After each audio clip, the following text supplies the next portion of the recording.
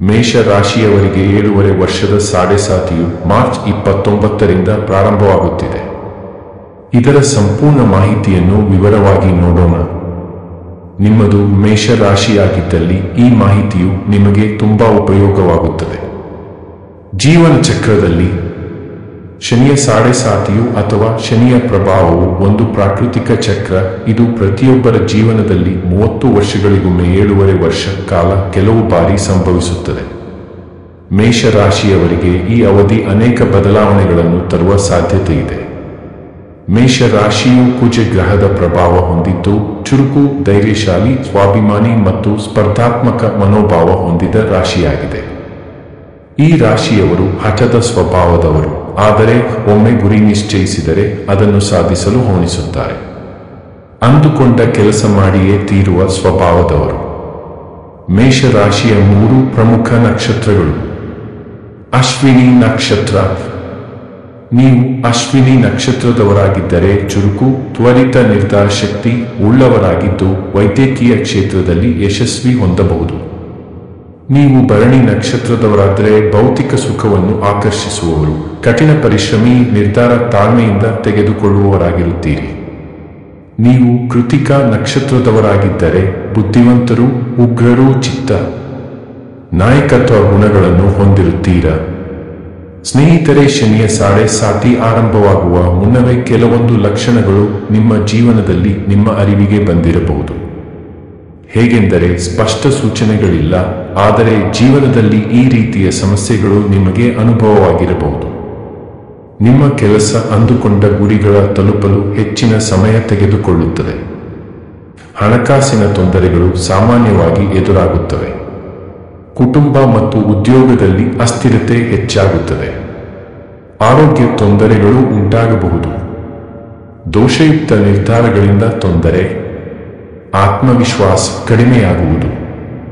ಸ್ನೇಹಿತರು ದೂರಾಗಬಹುದು ಅಥವಾ ಮನಸ್ತಾಪಗಳು ಹೇಳಿಕೊಳ್ಳದ ಸಮಸ್ಯೆಗಳು ಕಂಡಿರಬಹುದು. ಇವೆಲ್ಲ ಸಾಡೆಸಾತಿಯ ಶುರುವಿನ ಸಣ್ಣ ಸೂಚನೆಗಳಷ್ಟೇ. ಶನಿಯ ಸಾಡೆಸಾತಿಯು 2.5 ವರ್ಷದ 3 ಹಂತಗಳ ಸಮಯವನ್ನು ನಿಮ್ಮ ಜೀವನದಲ್ಲಿ ನಿಮಗೆ ಒಳ್ಳೆಯದನ್ನು ನೀಡಲು ಬರುತ್ತದೆ. ಆದರೆ ಬಂದಾಗ ಕಠಿಣವಾದ ಅನುಭವಗಳಿಂದ ನಿಮ್ಮನ್ನು ಬಲಿಷ್ಠವಾಗುವ ರೀತಿ ಮಾಡಿ ಕೊನೆಗೆ ಶುಭ ಫಲಗಳ ನೀಡುತ್ತದೆ. ಸಾಮಾನ್ಯವಾಗಿ ಶನಿಯ ಸಾಡೆಸಾತಿಯು 7.5 ವರ್ಷಗಳ ಕಾಲ ಇರುತ್ತದೆ. ಇದು 3 ಹಂತಗಳಲ್ಲಿ ನಡೆಯುತ್ತದೆ. ಮೊದಲ 2.5 ವರ್ಷ ಶನಿ ಮೀನ ರಾಶಿಯಲ್ಲಿ ಇದ್ದಾಗ ಶುರುವಾಗುತ್ತದೆ. ಈ ಹಂತಗಳಲ್ಲಿ ಹೊಸ ಯೋಜನೆಗಳು ವಿಫಲಗೊಳ್ಳುವ ಸಾಧ್ಯತೆ.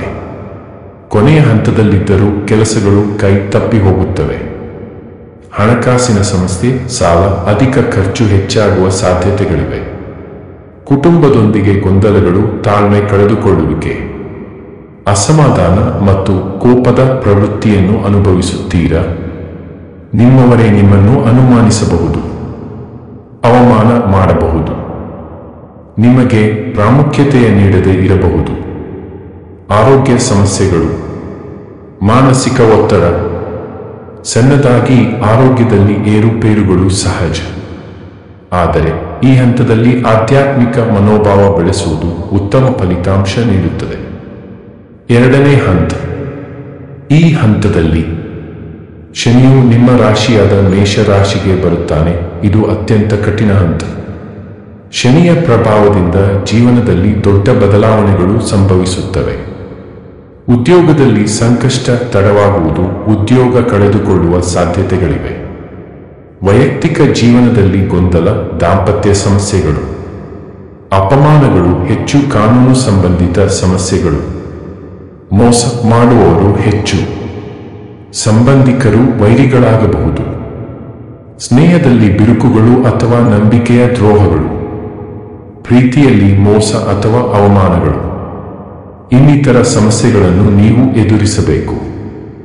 ಈ ಹಂತದಲ್ಲಿ ಧೈರ್ಯ ಮತ್ತು ತಾಳ್ಮೆಯಿಂದ ಮುಂದುವರಿಯಬೇಕು. ಶನಿಯು ನಿಮ್ಮ ನಿಷ್ಠೆ, ನಿಷ್ಕಲ್ಮಶ ವ್ಯಕ್ತಿತ್ವಕ್ಕೆ ಶುಭ ಫಲ ಕೊಡುತ್ತಾನೆ.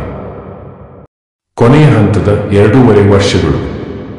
ಈ ಹಂತದಲ್ಲಿ ಶನಿ ವೃಷಭ ರಾಶಿಗೆ ಬರುತ್ತಾನೆ. ಈ ಹಂತದಲ್ಲಿ ನಿಧಾನವಾಗಿ ಸಮಸ್ಯೆಗಳು ಸಹ ಕಡಿಮೆಯಾಗುತ್ತವೆ. ಜೀವನದಲ್ಲಿ ನವೀಕೃತ ಉತ್ಸಾಹಗಳು ಮತ್ತು ಸ್ಫೂರ್ತಿದಾಯಕ ಕೆಲಸ ಕಾರ್ಯಗಳು ಸಿಗಬಹುದು. ಹಣಕಾಸಿನ ಸಮಸ್ಯೆಗಳು ದೂರವಾಗಿ ಹಣಕಾಸಿನ ಸ್ಥಿರತೆ ಸುಧಾರಿಸುತ್ತದೆ. ಆದರೆ ಮುಂದಾಲೋಚನೆಯಿಂದ ಮುಂದಿನ ಭವಿಷ್ಯಕ್ಕೆ ದಾರಿ ಹುಡುಕುವುದು ಮತ್ತು ಮುಂದಿನ ಪ್ಲಾನಿಂಗ್ ಸಿದ್ಧಪಡಿಸುವುದು ಬಹಳ ಉತ್ತಮ. ಇವು 3 ಹಂತಗಳ ಫಲಗಳಾದರೆ ಪ್ರಸ್ತುತ ನೀವು ಎದುರಿಸಬೇಕಾದ ಮೊದಲ ಹಂತವನ್ನು ವಿವರವಾಗಿ ನೋಡೋಣ ಬನ್ನಿ. ಸಾಡೆ ಸಾತಿಯಿಂದ ನಿಮ್ಮ ಮುಂದಿನ 2.5 ವರ್ಷಗಳ ಭವಿಷ್ಯ ಈ ಮೊದಲಿದ್ದ ಹಾಗೆಯೇ ಇರುವುದಿಲ್ಲ. ಒಂದೊಂದಾಗಿ ಸಮಸ್ಯೆಗಳು ಬರುತ್ತವೆ. ಶನಿಯ ಪ್ರಭಾವದಿಂದ 2.5 ವರ್ಷಗಳ ಕಾಲ ಈ ಪರಿಣಾಮಗಳಿರಬಹುದು. ಈ ಸಮಯದಲ್ಲಿ ದುಡಿಯುವುದರಿಂದ ಮಾತ್ರ ನಿಮಗೆ ಯಶಸ್ಸು ಲಭಿಸುತ್ತದೆ. ಆದರೆ ದುಡಿಯುವ ಕೈಗಳು ಕಟ್ಟಿ ಹಾಕಬಹುದು ಅಥವಾ ಸಿಗಬೇಕಾದ ಉದ್ಯೋಗ ಕೈ ತಪ್ಪಬಹುದು. ವ್ಯವಹಾರದಲ್ಲಿ ಹೆಚ್ಚಿನ ಪರಿಶ್ರಮ, ಶಿಸ್ತುಬದ್ಧತೆ ಬೇಕಾಗುತ್ತದೆ. ಹಣಕಾಸಿನ ಲಾಭಗಳು ನಿಮಗೆ ಇರಬಹುದು, ಆದರೆ ಅನಿವಾರ್ಯ ಕಾರಣಗಳಿಗೆ ಹೆಚ್ಚಿನ ಖರ್ಚುಗಳು ಆಗಬಹುದು.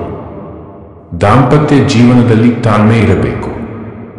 ಸಣ್ಣ ಪುಟ್ಟ ಜಗಳಗಳು ಅಥವಾ ಮನಸ್ತಾಪಗಳು ಉಂಟಾಗುತ್ತವೆ.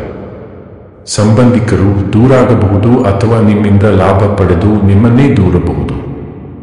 ಸ್ನೇಹಿತರಿಂದ ಸಹಕಾರ ಇಲ್ಲದೆ ಹೋಗಬಹುದು ಅಥವಾ ಅಪನಂಬಿಕೆ, ಅವಮಾನ, ಮೋಸಗಳು ಆಗುವ ಸಾಧ್ಯತೆಗಳಿವೆ.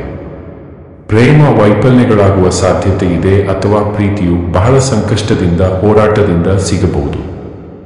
ಮಾನಸಿಕ ಶಾಂತಿ ಬಯಸಿದರೆ ಆಧ್ಯಾತ್ಮಿಕ ಚಟುವಟಿಕೆಗಳು ಉತ್ತಮ ಫಲಿತಾಂಶ ನೀಡಬಹುದು. ಮಾನಸಿಕ ನೆಮ್ಮದಿಯಿಂದ ಈ ಸಮಯದಲ್ಲಿ ನೀವು ಸಮಸ್ಯೆಗಳ ಎದುರಿಸಲು ಸಾಧ್ಯ.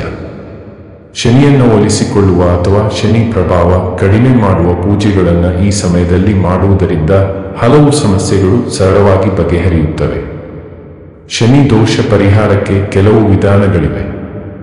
ಪ್ರತಿ ಶನಿವಾರ ಎಳ್ಳೆಣ್ಣೆಯ ಅಥವಾ ತೈಲದ ದೀಪ ಹಚ್ಚುವುದು. ಶನಿ ಸ್ತೋತ್ರ, ಶನಿಯ ಸೌರ ಸೂಕ್ತ ಪಠಣ ಮಾಡುವುದು ತುಂಬಾ ಒಳ್ಳೆಯ ಫಲ ನೀಡುತ್ತದೆ. ಹನುಮಾನ್ ಚಾಲಿಸಾ ಪಠಣ ಮಾಡುವುದರಿಂದ ಶನಿಯ ಪ್ರಭಾವವನ್ನು ತಗ್ಗಿಸಬಹುದು. ಶನಿವಾರ ನೀಲಿ ಅಥವಾ ಕಪ್ಪು ಬಟ್ಟೆ ಧರಿಸಬೇಡಿ. ನವರಾತ್ರಿ, ಮಹಾಶಿವರಾತ್ರಿ, ದೀಪಾವಳಿ ದಿನ ಶನಿದೇವನಿಗೆ ಹೋಮ ಹವನ ಮಾಡಿಸುವುದು ಅಥವಾ ಭಾಗಿಯಾಗುವುದು ಒಳ್ಳೆಯ ಫಲಗಳನ್ನು ನೀಡಬಹುದು. ಶನಿಯ ಪ್ರಭಾವ ಕಡಿಮೆ ಮಾಡಿಕೊಳ್ಳಲು ಓಂ ನಮಃ ಶಿವಾಯ ಮತ್ತು ಓಂ ಶನಿಶ್ಚರಾಯ ನಮಃ ಜಪ ಮಾಡಬಹುದು. ದಾನ ಮತ್ತು ಸೇವೆಗಳನ್ನು ಮಾಡುವುದರಿಂದ ಶನಿದೇವ ಶಾಂತನಾಗುತ್ತಾನೆ. ಕಪ್ಪು ಉದ್ದಿನ ಬೇಳೆ, ಎಳ್ಳು, ಕಪ್ಪು ಉಡುಪು ದಾನ ಮಾಡುವುದು ಶನಿ ದೋಷ ಕಡಿಮೆ ಮಾಡುತ್ತದೆ. ಶನಿವಾರ ಅನ್ನ ದಾನ ಮಾಡುವುದು ಶನಿಯನ್ನು ಒಲಿಸಿಕೊಳ್ಳಲು ಸಹಾಯ ಮಾಡುತ್ತದೆ. ನಾಯಿಗಳು ಅಥವಾ ಕಪ್ಪು ನಾಯಿಗೆ ಅಥವಾ ಕಾಗೆಗೆ ಆಹಾರ ಕೊಡುವುದು ಸಹ ಒಳ್ಳೆಯ ಫಲ ನೀಡಬಲ್ಲದು. ಪರೋಪಕಾರ ಮತ್ತು ಸಣ್ಣ ಪುಟ್ಟ ಸೇವೆಗಳಲ್ಲಿ ತೊಡಗುವುದು ಶನಿಯ ಕೃಪೆಯನ್ನು ಪಡೆಯಲು ಸಹಕಾರಿಯಾಗುತ್ತದೆ. ಶನಿಯು ಕಷ್ಟಗಳನ್ನು ನೀಡಿದರೂ ಅಷ್ಟೇ ಒಳ್ಳೆಯ ಫಲಗಳನ್ನು ನೀಡುತ್ತಾನೆ. ಶನಿಯಿಂದ ಅನೇಕ ಒಳ್ಳೆಯ ವಿಷಯಗಳು ಜೀವನದಲ್ಲಿ ನಡೆದು ಕಠಿಣ ಪಾಠಗಳಿಂದ ಜೀವನದಲ್ಲಿ ಶಿಸ್ತು ಬರಲು ಸಹಾಯ ಮಾಡುತ್ತವೆ. ಶನಿಯ ಪ್ರಭಾವ ಕಡಿಮೆಯಾದಂತೆ ಅದ್ಭುತ ಯಶಸ್ಸು ಲಭಿಸುತ್ತದೆ. ಈ ಅವಧಿಯಲ್ಲಿ ಪಡೆದ ಅನುಭವಗಳು ಬಾಳಿನ ಉನ್ನತ ಮಟ್ಟ ತಲುಪಲು ಸಹಾಯ ಮಾಡುತ್ತವೆ. ಹೆಚ್ಚಿನ ಸಂಯಮ ಮತ್ತು ತಾಳ್ಮೆ ವೃದ್ಧಿಸುತ್ತದೆ. ಹಣಕಾಸಿನ ಲಾಭ ಮತ್ತು ಸುದೀರ್ಘ ಯಶಸ್ಸು ಸಿಗುತ್ತದೆ. ಶನಿಯ ಸಾಡೆ ಸಾತಿ ಒಂದು ಕಠಿಣ ಹಂತ, ಆದರೆ ಸರಿಯಾದ ಪರಿಶ್ರಮ, ತಾಳ್ಮೆ ಮತ್ತು ಆಧ್ಯಾತ್ಮಿಕತೆ ಇದ್ದರೆ ಯಶಸ್ಸು ಮತ್ತು ಶ್ರೇಷ್ಠ ಜೀವನ ಸಾಧ್ಯ. ಶನಿಯ ಅನುಗ್ರಹ ಪಡೆಯಲು ಸತ್ಕರ್ಮ, ಭಕ್ತಿಯುತ ಜೀವನ ಮತ್ತು ಸೇವೆ ಮಾಡುವುದು ಮುಖ್ಯ. ಈ ಸಮಯದಲ್ಲಿ ಸಾಧು ಸಂತರ ಆಶೀರ್ವಾದ, ಶನಿ ದೇವನ ಮೇಲೆ ಭಕ್ತಿ, ಹನುಮಾನ್ ಪೂಜೆ ಬಹಳ ಮಹತ್ವದ್ದಾಗಿದೆ. ಶನಿದೇವ ಮೊದಲು ಕಷ್ಟ ನೀಡಿ ನಂತರ ಅನುಗ್ರಹವನ್ನು ಅವನೇ ನೀಡುತ್ತಾನೆ. ನಿಮಗೆಲ್ಲ ಶುಭವೇ ಜರುಗಲಿ. ಇನ್ನೂ ಹೆಚ್ಚಿನ ವಿಡಿಯೋಗಳಿಗೆ ಹಾಗೂ ವಿವರವಾದ ಮಾಹಿತಿಗಾಗಿ ನಮ್ಮ ಚಾನಲ್ ಅನ್ನು ಸಬ್ಸ್ಕ್ರೈಬ್ ಮಾಡಿಕೊಳ್ಳಿ. ಈ ಮಾಹಿತಿಯು ನಿಮಗೆ ಇಷ್ಟವಾಗಿದ್ದರೆ ಈ ವಿಡಿಯೋವನ್ನು ಲೈಕ್, ಶೇರ್, ಕಾಮೆಂಟ್, ಸಬ್ಸ್ಕ್ರೈಬ್ ಮಾಡುವ ಮೂಲಕ ನಮಗೆ ಪ್ರೋತ್ಸಾಹ ನೀಡಿ. ಧನ್ಯವಾದಗಳು.